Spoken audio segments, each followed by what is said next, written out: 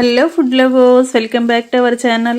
నేను మీ రాణి ఎర్రంశెట్టి. ఫ్రెండ్స్, ఈరోజు రెసిపీ వచ్చేసి రవ్వ పూరి అండి. ఒక్క బంగాళదుంపతో చాలా కమ్మగా, టేస్టీగా, సాఫ్ట్గా ఈ రవ్వ పూరి అనేది ఉంటుంది. ఎప్పుడు చేసుకునే ప్రాసెస్తో కాదండి, నార్మల్ చపాతీ లాగా కాకుండా టేస్ట్ అనేది చాలా చాలా బాగుంటుంది. ఆ ప్రాసెస్ అంతా చూద్దాం. వీడియోని ఫస్ట్ నుంచి లాస్ట్ వరకు స్కిప్ చేయకుండా చూడండి. ఈ పూరి టేస్ట్ అనేది మీరు కూడా ట్రై చేసినట్లయితే మీ అందరికీ కూడా బాగా నచ్చుతుంది. ప్రాసెస్ అంతా చూద్దాం. మధ్య మధ్యలో స్కిప్ చేయకుండా ఫస్ట్ నుంచి లాస్ట్ వరకు చూసినట్లయితేనే ప్రాసెస్ అంతా క్లియర్గా అర్థమవుతుంది. ముందుగా ఒక మిక్సింగ్ బౌల్ తీసుకుని దానిలోకి ఒక 1/2 కప్పు వరకు ఉప్మా చేసుకునే రవ్వ వేసుకోండి. సూజీ రవ్వ అంటాం కదా, బొంబాయి రవ్వ. ఆ రవ్వని ఇలా వేసుకున్నాం కదా. ఇప్పుడు 1/4 కప్పు వరకు వాటర్ పోసుకుని రవ్వని గరిటెతో వాటర్లోకి ఇలా కరెక్ట్గా సర్దుకుని గిన్నెకు మూత పెట్టి 10 నిమిషాలు పక్కన పెట్టండి. 10 నిమిషాల తర్వాత చూసినట్లయితే రవ్వ అంతా కూడా వాటర్ని పీల్చుకుని బ్యాటర్ కొంచెం గట్టిగా వస్తుందండి. వాటర్ని ఎక్కువగా అసలు పోయొద్దండి. కరెక్ట్గా రవ్వ తడవటానికి మాత్రమే సరిపడా పోసి మూత పెట్టుకోండి. 10 నిమిషాల తర్వాత చూద్దాం. 10 నిమిషాల తర్వాత చూసినట్లయితే రవ్వ అంతా కూడా వాటర్ని బాగా పీల్చుకుని ఇలా గట్టిగా ఇలా ముద్దలాగా వచ్చింది కదండి. ఈ విధంగా వస్తుంది. వాటర్ని ఎక్కువగా యాడ్ చేయొద్దండి, కొంచెంగా మాత్రమే పోసి ఇలా కలుపుకోండి. ఇప్పుడు గరిటెతో ఇలా రవ్వని మ్యాష్ చేస్తున్నట్లుగా చేసినట్లయితే నానపెట్టుకున్న రవ్వ అంతా కూడా సాఫ్ట్గా వస్తుంది. ఇప్పుడు 2 బంగాళదుంపల్ని ముక్కలుగా కట్ చేసుకుని కుక్కర్లో పెట్టి తగినన్ని వాటర్ పోసి కొంచెంగా సాల్ట్ వేసుకుని 3 విజిల్స్ వచ్చేంత వరకు ముందుగానే ఉడికించి పెట్టుకోవాలండి. ఇలా ఉడికించిన బంగాళదుంపల్ని బాగా చల్లారిన తర్వాత పైపీలంతా ఓపెన్ చేసి తీసుకోండి. బంగాళదుంపతో రవ్వ పూరి అని చెప్పాను కదా. ఇప్పుడు ఈ ఉడకపెట్టిన బంగాళదుంపని గ్రేటర్తో రవ్వలోకి తురుముకోండి. ఇలా మిక్సింగ్ బౌల్లోకి వేసుకోండి. దుంపల్లోని ముక్కలనేవి, పలుకులనేవి ఏమీ లేకుండా ఇలా ముద్దలాగా సాఫ్ట్గా వచ్చేయాలండి. అంతవరకు కూడా ఈ విధంగా తురిమి తీసుకోండి. గ్రేటర్ వద్దు అనుకుంటే దుంపల్ని చేత్తో అయినా కూడా మ్యాష్ చేసుకోవచ్చండి. ఎందుకంటే మనం ఆల్రెడీ ఉడికించి పక్కన పెట్టుకున్న దుంపలే కదా, చాలా ఈజీగానే ఇవి సాఫ్ట్గా మెత్తగా వచ్చేస్తాయి కదా. ఈ బంగాళదుంప తురుమంతా వేసుకున్నాం కదా. ఇప్పుడు మనం ఏ కప్పుతో అయితే రవ్వ కొలిచి తీసుకున్నామో అదే కప్పుతో కప్పు నిండుగా గోధుమ పిండి వేసుకోండి. 1/2 కప్పు వరకు రవ్వ తీసుకుంటే కప్పు వరకు కూడా గోధుమ పిండి పడుతుంది. దీనిలోకి టేస్ట్కి సరిపడా సాల్ట్, 1 టీ స్పూన్ కారము, 1 అర టీ స్పూన్ జీలకర్ర, 1 టీ స్పూన్ వాము వేసుకోండి.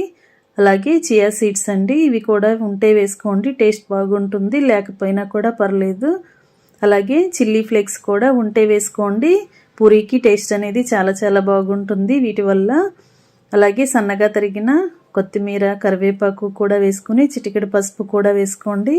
ఇప్పుడు మనం వేసిన ఇంగ్రీడియంట్స్ అన్నీ కూడా నానపెట్టుకున్న రవ్వలోకి కలిసేంత వరకు బాగా కలపండి. ఈ పిండి అంతా కూడా చపాతీ ముద్దలాగా రావాలి, అంతవరకు కూడా కలుపుకోండి.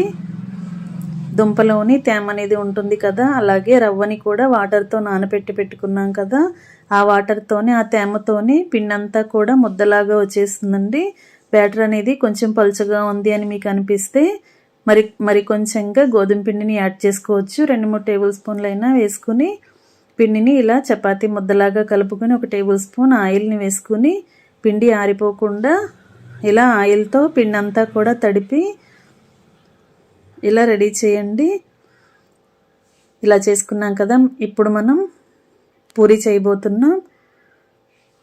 కలిపి పెట్టుకున్న పిండి నుంచి చిన్న చిన్న ముద్దలుగా సపరేట్ చేసుకోండి.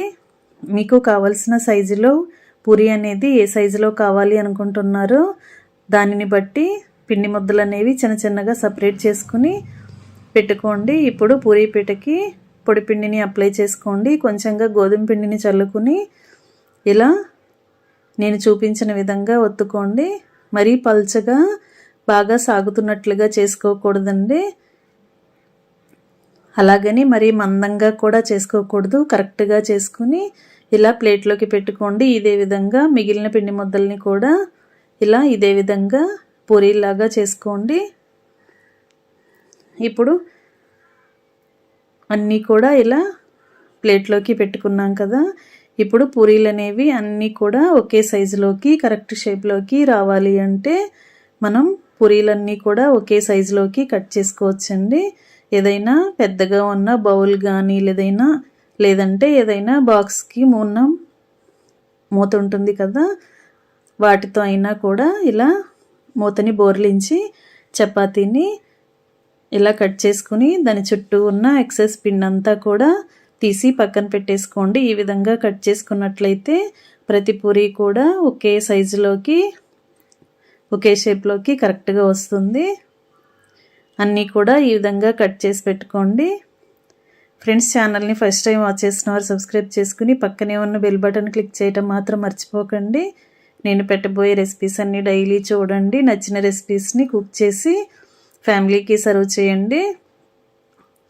పూరి కట్ చేసుకోవటం కంప్లీట్ అయిన తర్వాత స్టవ్ ఆన్ చేసి కళాయి పెట్టుకుని డీప్ ఫ్రైకి సరిపడా ఆయిల్ పోసి ఆయిల్ కాగిన తర్వాత ఫ్లేమ్ని మీడియంలోకి పెట్టుకుని ఇలా ఒక్కొక్క పూరీని ఆయిల్లో వేసుకుని రెండు వైపులా కూడా కరెక్ట్గా డీప్ ఫ్రై చేసుకోండి. ఇలా క్రిస్పీగా ఫ్రై అయిన తర్వాత ఆయిల్ నుండి తీసేసి ప్లేట్లోకి వేసేసుకోండి. ఇదే విధంగా మిగిలిన వాటిని కూడా ఒక్కదాని తర్వాత ఒకటి డీప్ ఫ్రై చేసుకోవటమే. ఆయిల్ అనేది మరి ఎక్కువగా ఏం పీల్చుకోదండి, ఎందుకంటే మనం బొంబాయి రవ్వని వేసాం కదా. తక్కువ ఆయిల్తో కూడా వీటిని డీప్ ఫ్రై చేసేసుకోవచ్చు. ఈ విధంగా మిగిలిన వాటిని కూడా ఇదే ప్రాసెస్తో అన్నీ కూడా డీప్ ఫ్రై చేసుకుని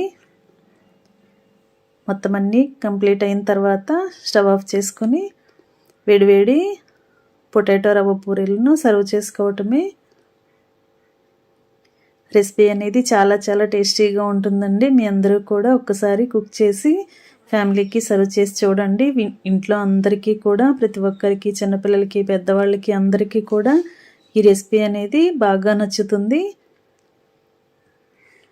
నేను చూపించిన ప్రాసెస్తో పిండిని కలపండి. నేను చెప్పిన ఇంగ్రీడియంట్స్ అన్నీ కూడా యాడ్ చేసుకుని పిండిని కలుపుకొని ఈ విధంగా చపాతీలను చేసుకుని సర్వ్ చేసుకున్నారంటే టేస్ట్ అనేది చాలా చాలా బాగుంటుంది.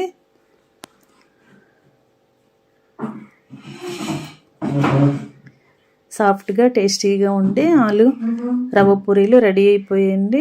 వీడియో నచ్చినట్లయితే లైక్ చేయండి, మీరు కూడా కుక్ చేయండి. ఛానల్ని సబ్స్క్రైబ్ చేసుకుని పక్కనే ఉన్న బెల్ బటన్ క్లిక్ చేయండి. నేను పెట్టబోయే రెసిపీస్ అన్నీ డైలీ చూడండి. నచ్చిన రెసిపీస్ని కుక్ చేసి పిల్లలకి సర్వ్ చేయండి. సింపుల్ ప్రాసెస్తో టేస్టీ రెసిపీస్ని చూపిస్తాను.